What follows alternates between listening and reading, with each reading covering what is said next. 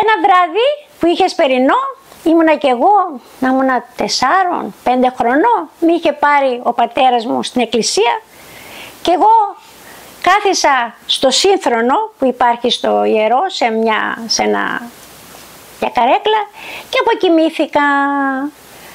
Τελείωσε η εκκλησία, ο πατέρας μου νόμιζε ότι πήγα στο σπίτι και κοιμήθηκα με τη μαμά μου. Η μαμά μου νόμιζε ότι κοιμήθηκα μαζί με τον πατέρα μου.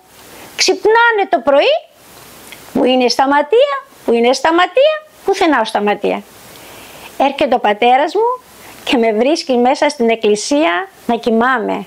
Το συνταρακτικό είναι όμως είναι αυτό, ότι όταν κοιμόμουνα είδα ένα όνειρο.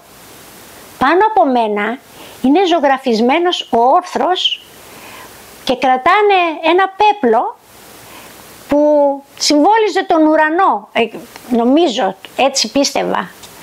Και είδα στον ύπνο μου ότι κατέβηκαν και με αυτό, λέει, το ύφασμα με σκέπασαν για να μην κρυώνω. Το θυμάμαι ακόμα, λες και ήταν χτες.